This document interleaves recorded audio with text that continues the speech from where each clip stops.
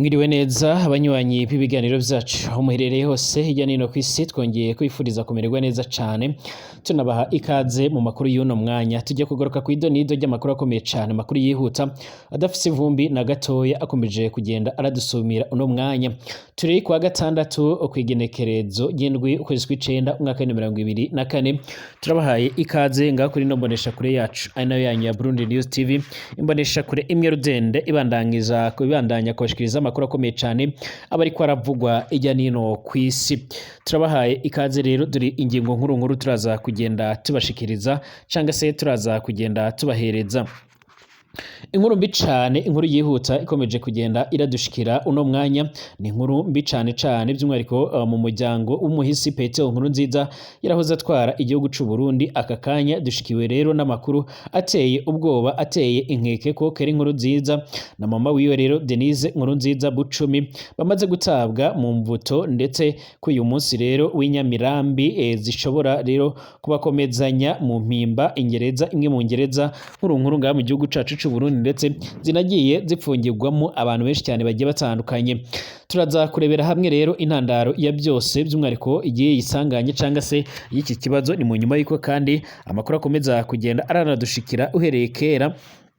bakomeje kugenda baragirwa ndetse barahura n'ibibazo bigiye bitandukanye. Amakuru akomeza kugenda aradushikira n'ubundi bivuga ko uyu yari wari usanzwe ari umugambi ukomakomeye cane wa CNDD-FDD mu nyuma y'urupfu rw'umuhisi nyine Petero Nkurunziza yarahoze atwara igihugu c'u Burundi. Ibintu byatangiye kugenda birahinduka, ndetse by'umwihariko uyu muryango urakomeza kugenda urahura n'ibibazo bikomakomeye cane nk'uko bikomeje kugenda biragaragara. Amakuru yihuta kandi akomeje kugenda aradushikira nuko bamwe ijya nino kw'isi batanguye kugenda barabatabariza bavuga ko rero ivyo bintu ari akamaramaza, ndetse by'umwihariko igihugu c'u Burundi cyoba gikomeje kugenda kirakabya ibikorwa byo kunyuruza abantu ndetse no kurenganya abantu kuko bikomeje kugenda biragaragara. Mu nyuma y'uko kandi icorezo gikomeje kugenda kiravuza ubu kirafata indi ntera mu gihugu c'ababanyi c'u Rwanda, turaza kurebera hamwe uburyo byifashe, aho by'umwihariko u Rwanda rutangaza ko rutifuza yuko abanyagihugu bagira ubwoba kubera mpox, ahubwo bashaka yuko rero bogira ubumenyi, haba ubumenyi cyangwa ubuhinga bwo kwirinda iki corezo, ndetse by'umwihariko no guhangana ndetse no gushyira mu ngiro ibikorwa bishobora gutuma kitabasha kuba cyo kwirakwira, dore ko nawe cyamaze kugenda by'umwihariko dore yuko by'umwihariko nayo hamaze kugenda bigaragara yuko by'umwihariko naho hamaze kugenda harafatwa by'umwihariko harafatwa bamwe mu bantu banduwe cyangwa se bafise iki cyorezo. Turagaruka kandi kubikubiye mu masezerano y'ubufatange mu bya gisirikare yashyizweho hagati na RDC ndetse n'igihugu c'Ubushinwa, aho bigiye gutangura gufatanya nk'uko bikomeje kugenda bigaragara.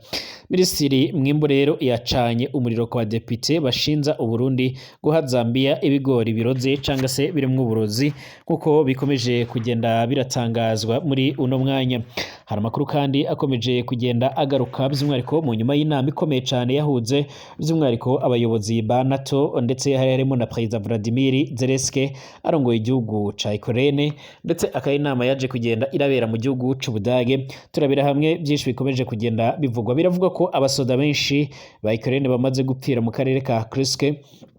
mu gihe ku ruhande kwa Perezida Vladimir Zelensky arongoye icyo gihugu yemeza neza ko abasirikare bashika ku bihumbi 6 by'Abarusiya bamaze kugenda baragwa muri izo ngwano, abenshi bakaba barafashwe miri, abandi bakaba barahunze. Ibi ni bimwe mu byatangajwe mu byashikirijwe na Perezida Vladimir Zelensky arongoye igihugu c'Uburusiya, avuga ko by'umwihariko nubwo bakomeje kugenda barigwanaho, ariko by'umwihariko imbere muri kino gihugu naho hakomeje kugenda hararaswa ku buryo bukomeye cyane, mu gihe by'umwihariko ibitero bikomeje kugenda biragaragara canga se birumvikana muri Kharkiv, ndetse by'umwihariko muri za Donetsk, ndetse no mu bindi bice bigiye bitandukanye, ndetse inshuro nyinshi ibitero by'amadrone z'Uburusiya bijya biraza bikanagwa mu migi imwe n'imwe by'umwihariko nka za Kiev. Turabahaye ikaze abanywanyi b'ibiganiro byacu rero, abadahwema kutwumviriza umuherereye hose ijya nino mu isi, turabahaye ikaze ngakuri no murisha kure yacu anayo yanyu ya Burundi News TV. Ikaze natwe turabasuhuje tunabifuriza weekend nziza, aho duherereye nga mu gihugu cacu c'u Burundi i Bujumbura muri iki gihugu c'u Burundi mu mugwa mukuru by'umwihariko ubutunzi. turabafuriza ibihe byiza batwumviriza muri imbere mu gihugu cacu mu ntara zigiye zitandukanye mu makomine agiye atandukanye, turabifuriza ibihe byiza cane abatwumviriza namwe muri ngaha ku mugabane wa Afrika mu bihugu bigiye bitandukanye, mu bihugu by'ababanyi nk'abatwumviriza bari mu Rwanda, abatwumviriza bari muri Congo, abatwumviriza baherereye muri Uganda, mu gihugu ca Tanzania, muri Kenya ndetse n'ahandi hose, turabifuriza ibihe byiza cane abatwumviriza namwe muherereye ku mugabane w'Uburaya, Asia, Australia, Amerika ndetse n'ahandi hose, mwese turabifuriza ibihe byiza cane tunabaha ikaze mu biganiro byacu. Abatwumviriza namwe muherereye mu bindi bice bitandukanye, mwese reka mbabwire ngo ari ubwa mbere ushitse ngaha rero kuri no mbonesha kure yacu ano yanyu ya Burundi News TV, by'umwihariko turagusaba gutsonda ko ahanditse sabone kugira ngo ucaronka amakuru n'ibiganiro byacu mu buryo bworoshe, ubundi utanga igitekerezo, amakuru n'ibiganiro byacu unabisangize ku inshuti zawe, ndetse by'umwihariko tubashe kuza turabana gatanu ku kandi mu makuru n'ibiganiro byacu. Reka tubahe ikaze ndetse by'umwihariko ibiganiro byacu tunabitangurire by'umwihariko ngaha mu gihugu c'u Burundi. Iki gihugu c'u Burundi hakomeje kugenda hibonekeza ibikorwa biteye inkeke, ibikorwa bikomeje kugenda by'umwihariko biratera impungenge abanyagihugu benshi, mu nyuma y'uko rero hakomeje kugenda haragaragara ibintu biteye ubwoba. Uyu mwaka w'2024 kwi leta ya nyiricubahiro Evariste Ndayishimiye haribonekeje ibikorwa bitari byiza, ibikorwa bikomeje kugenda biratera impungenge, ibikorwa byo kurenganya abantu, ibikorwa byo kunyuruza abantu, ibikorwa byo kuragandagura abantu, ndetse by'umwihariko byose bikaba biriko birasumira bamwe mu bantu batavuga rimwe n'ubutegetsi cyangwa se abatabona ibintu kimwe nk'uko bimeze ngaha muri kino gihugu c'u Burundi. Aka kanya uno mwanya rero duhejeje kwakira amakuru akomakomeye cyane, amakuru ateye ishavu n'agahinda araturuka mu muryango w'umuhisi Petero Nkurunziza kuko bikomeje kugenda biratangazwa. Aka kanya dushikiwe rero n'amakuru ateye ubwoba rero ko Keri Nkurunziza ndetse na mama wiwe by'umwihariko Denise Nkurunziza bamaze gutabwa mu mvuto, ndetse ko uyu munsi n'inyamiramabi rero zishobora kubakomezanya mw'ibohero rya Mpimba nk'uko biko biratangazwa. Intandaro ya byose rero ngo ni uko rero hari ibyaha bikomakomeye cyane akurikiranyweho by'umwihariko abandi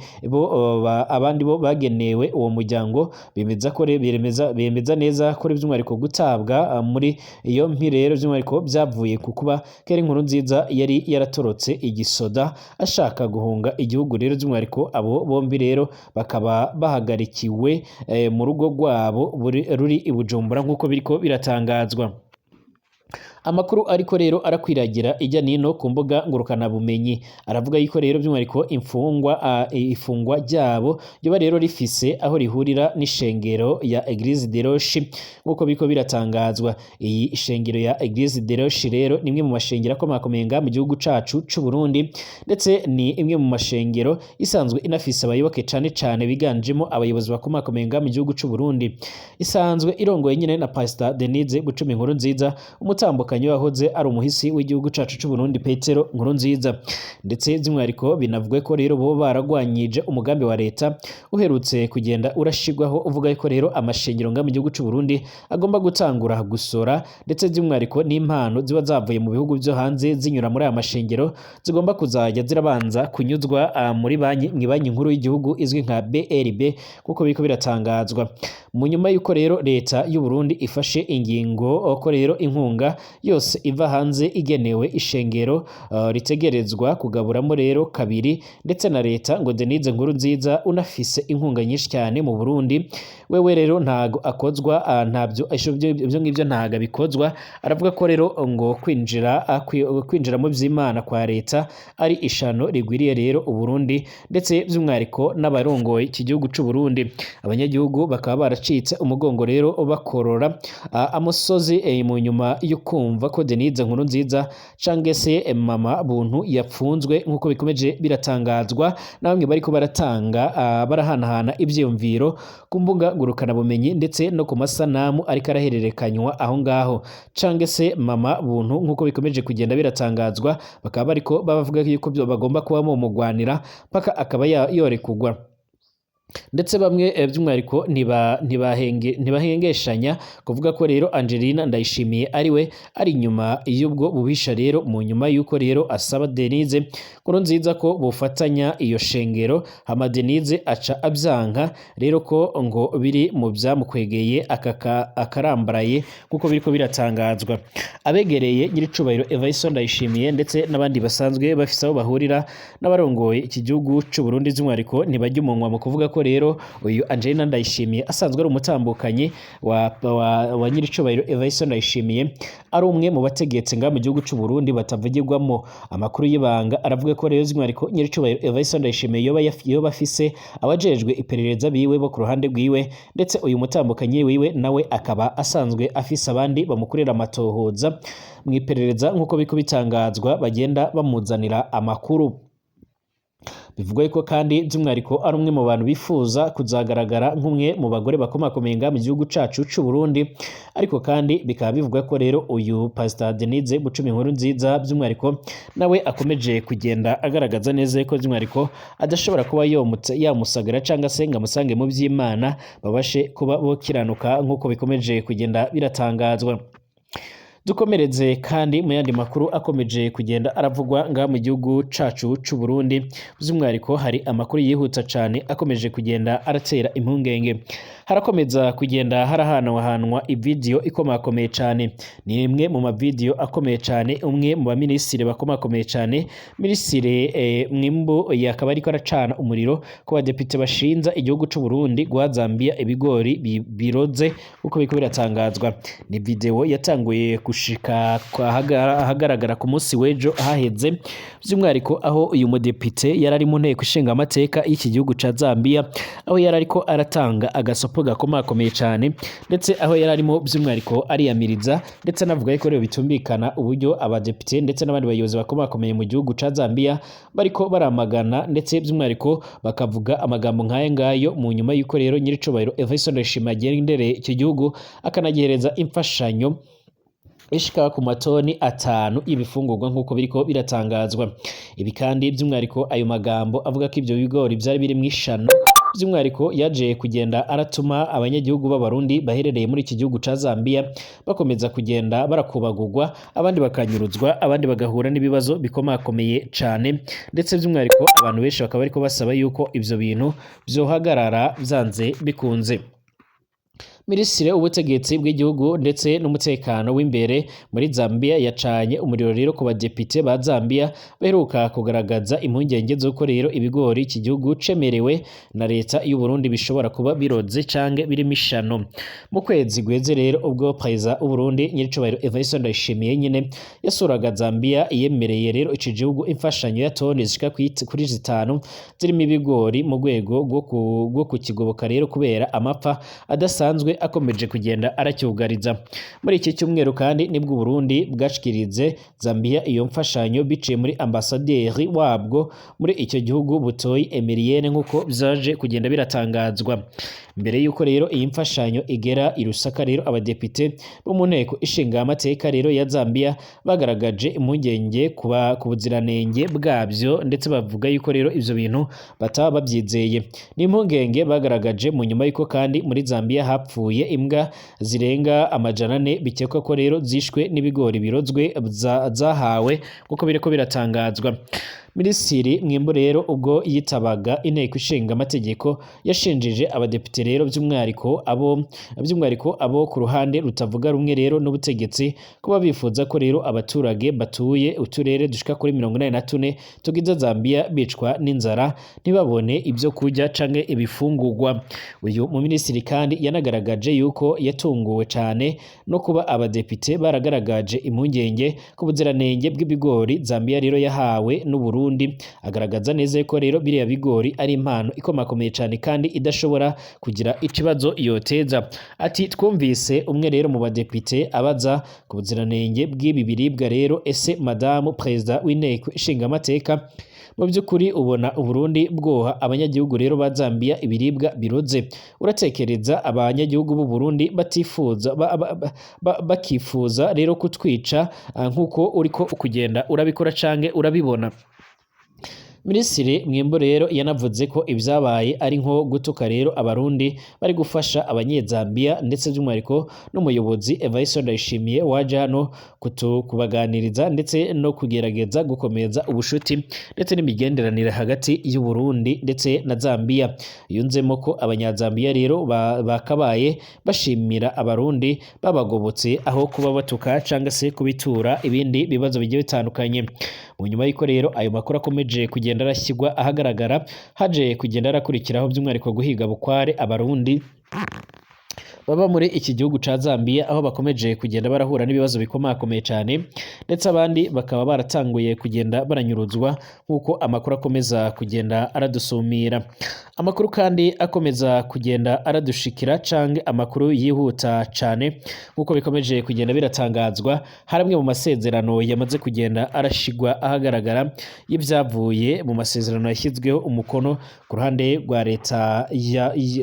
leta ya Kongo ndetse na leta y'Ubushinwa nk'uko biko biratangazwa, kugira ngo murazi neza ko hamaze imisi haraba inama ikomakomeye cyane muri Repubulika Iharanira Intwaro Rusange ya Kongo ndetse n'Ubushinwa. Kwa gatanu byasinyanye amasezerano y'ubufatanye mu bya gisirikare, akaba agamije kongerera ubushobozi igisirikare ca Kongo kizwi nka FARDC. Ku ruhande rwa FARDC kandi ayo masezerano yashyizweho umukono na Minisitiri w'Ingabo z'iki gihugu Guy Kabombo, by'umwihariko Mudamvita umaze imisi i Beijing, aho were n'abandi bategetsi baganye na Perezida Tshisekedi Antoine Chilombo muri gahunda z'inama yahuzaga icyo gihugu c'Ubushinwa ndetse na Afurika. Aya masezerano akubiyemo rero ingingo zigiye zitandukanye, zirimo kuba igisirikare c'Ubushinwa kizajya giha FARDC imyitozo ya gisirikare, kuyigurisha ibikoresho bya gisirikare ndetse no gusangizanya ubunararibonye mu bigendanye n'igisirikare. Guverinoma ya Kongo kandi mu itangazo yashyize hanze rero yanavuze ko imyitozo ndetse no gusangizanya ubunararibonye bizabera FARDC ingirakamaro mu gukoresha ubunararibonye bw'Abashinwa muri gahunda za gisirikare zigiye zitandukanye nk'uko biriko biratangazwa. FARDC isanzwe rero igura mu Bushinwa ibikoresho bya gisirikare bigiye bitandukanye, by'umwihariko intwaro, imodoka ndetse na madrone y'intambara, cane cane izo mu bwoko bwa CH-4 zisanzwe zidatwagwa n'abaderevu cyangwa se izizwi nk'amadrone nyine. Mu mwaka uheze kandi iki gihugu caguze mu Bushinwa drone zo mu bwoko bwa CH-4 cyagombaga rero kwifashisha mu ntambara gihanganyemo rero na M23, gusa birangira rero uyu muhari uzihanuye uko zakabaye zose. Muri uyu mwaka Kinshasa kandi yaguze izindi drone nkazo, gusa amakuru avuga ko rero yanze kuzohereza mu ngwano, yirinda ko rero nazo zohanurwa rugikubita, hakaba hakiriho rero kuba hohabwa imyitozo ikomakomeye cyane y'abasirikare ndetse n'abandi bashobora by'umwihariko kuzifashishwa, by'umwihariko mu kuba botangura kuzikoresha nk'uko bikomeje kugenda biragaragara cyangwa se nk'uko amakuru akomeza kugenda aradusumira. Twerekeze by'umwihariko mu gihugu cicibanyi c'u Rwanda, hakomeje kugenda haravugwa amakuru akomeye cyane nk'uko amakuru yihuta akomeza kugenda aradusumira. Muri Nyungwe hakaba habereye isanganya ikomeye cyane y'imodoka yari itwaye ibikoresho byo kwa muganga nk'uko biko biratangazwa. Imodoka yavaga i Kigali yerekeza i Rusizi yo mu bwoko bwa Daihatsu yari itwaye ibikoresho byo kwa muganga, ikaba yakoze isanganya igeze mu ishamba rya Nyungwe nk'uko biko biratangazwa. Iri sanganya ikaba yarabaye kuri uyu wa gatandatu nyine Nzeri umwaka wa 2024 nimugoroba, bibera mu murenge wa Kitabi akagari ka Kagano, ho iyi modoka rero yabuze feri ikarenga umuhanda nk'uko biko biratangazwa. CP Kayigi Emmanuel yagize ati rero uwari uyitwaye yatabawe n'ingabo rero z'u Rwanda zari zirinze umutekano ndetse ajyanwa mu bitaro bya Gihundwe rero kuko rero yakomeretse. CP Kayigi kandi anakomeza anavuga yuko kandi ubu harimo rero gushakwa uburyo rero bwo gukura imodoka aho yaguye kuko rero yangiritse mu buryo bukomakomeye cyane.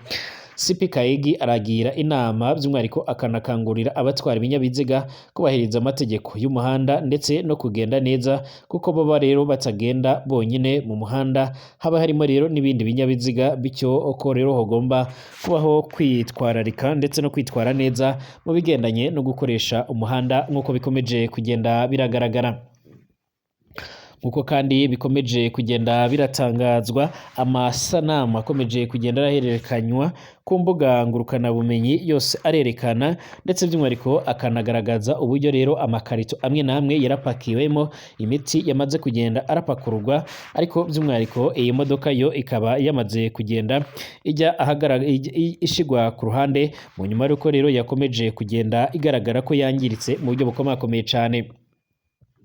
Mu gihugu c'Ubudage ku munsi w'ejo harateraniye inama ikomeye cyane, inama yahuje bimwe mu bihugu bibarizwa muri NATO ndetse by'umwihariko akaba ari inama yari ikomeye cyane yari irimo na Perezida Vladimir Zelensky arongoye igihugu ca Ukraine. Mu nyuma y'uko rero iki gihugu gikomeje kugenda kiri mu ngwano zikomakomeye cyane ndetse amakuru yihuta akaba akomeza kugenda aradusumira avuga ko by'umwihariko yaje kugenda arasobanura ndetse aranagaragaza uburyo ibintu bizoba byifashe, by'umwihariko yaje kugenda avuga ko by'umwihariko guhera ku itariki 6 ukwezi guheze k'umunani umwaka wa 2024 rero ingabo za Ukraine zarabashije kwinjira mu gace ka Kursk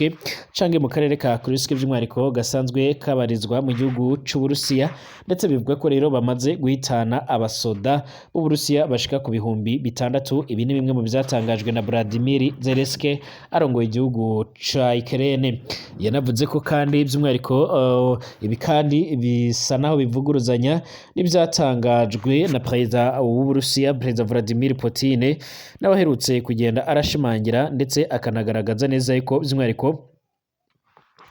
ndetse akanagaragaza neza ko ingabo ziwe zikomeje kugenda by'umwihariko ziritwara neza. Amakuru yihuta, amakuru adafite ivumbi na gatoya aravuga ko kandi by'umwihariko intambara ikomeje ndetse uyu mutegetsi ashobora kuba yongeye kwemererwa izindi ntwaro zikomakomeye cyane nk'uko biko biratangazwa. Amakuru avuga ko kandi amakuru yihuta akomeza kugenda aradusumira, ariko hakiri ikibazo gikomakomeye cyane ku basirikare bari ku mirongo y'imbere ku rugamba aho batariko barahembwa amahera yabo. Mu nyuma y'uko kandi by'umwihariko amakuru yihuta avuga ko amahera minisiteri y'ingabo muri kino gihugu ca Ukraine yari yarageneye abasirikare bari ku mirongo y'urugamba asa n'ayamaze kugenda agurwamo ibikoresho by'intwaro zikomakomeye cyane zirimo zirifashishwa. Urukiko rw'imahatana rero muri leta zunze ubumwe za Amerika, muri leta ya New York muri leta zunze ubumwe za Amerika nyine rwasubitse gukatira rero Donald Trump wabaye perezida 46 n'iki gihugu ca Amerika. Umucamanza Juna Machana kuri uyu nguyu wa 6 Nzeri yatangaje ko rero Trump azakatigwa kwigenekerezo rya 26 ugushyingo umwaka wa 2024 mu nyuma y'amatora y'umukuru w'igihugu nk'uko biko biratangazwa. N'icemezo uyu mucamanza yasobanuye ko rero kitabera kandi kidashingira ku ruhande rwa politike ubwo ari bwo bwose. Ati uru rubanza ntirureba rero kandi ntirushingiye kuri politike. Kwigenekerezo rya 30 Gicurasi umwaka wa 2024 Donald Trump yahamijwe ibyaha bishika kuri 34 by'inyandiko mpimbano bifitanye isano n'amahera yishuye umugore witwa Stormy Daniels ngo atazamuvamo mu nyuma yo gusambana nawe. Ubushinjacyaha bwagaragaje ko Trump yagiranye umubano wihariye n'umukinyi wa filime Daniels mu mwaka wa 2006 amwishura amahera by'umwihariko amadolari ashika ku bihumbi 130 mbere y'uko rero yiyamamariza umwanya w'umukuru w'igihugu mu mwaka wa 2016. Urukiko rwari rwarateganyije ko kandi ruzakatira Donald Trump kwigenekerezo rya 11 Nyakanga umwaka wa 2024, ariko uyu munyapolitike wifuza kongera kuyobora Amerika yarusabye kumworohereza rukazamumenyesha rero igihano mu nyuma y'amatora nk'uko biko biratangazwa. Ubwa mbere umukuru w'igihugu rero ubwa mbere uru rukiko kari rwari rwaranze ubusabe bwa Trump rumuteguza ko rero ruzatangaza igihano rwamukatiye kwigenekerezo rya 28 Nzeri umwaka wa 2024. Yese rero ajuririra yongera gutanga icifuzo ca mbere. Amatora ya perezida wa leta zunze ubumwe za Amerika ateganyirijwe kwigenekerezo rya 5 Gushingo umwaka wa 2024. Biteganyijwe ko Donald Trump asanzwe ari umukandida wa Republikani azaba ahatanye na Kamala Harris w'aba Democrats nk'uko bikomeje kugenda biratangazwa. Icakora hari abahereza amahirwe Donald Trump, abandi bakayarundumurira kuri Kamala Harris asanzwe ari vice perezida wa Joe Biden. Ndabashimiye mwese abanywanyi b'ibiganiro byacu muherereye ijya nino ku isi mukomeje kubana natwe 5 kuri 5. Dusubire mu masaha ari imbere.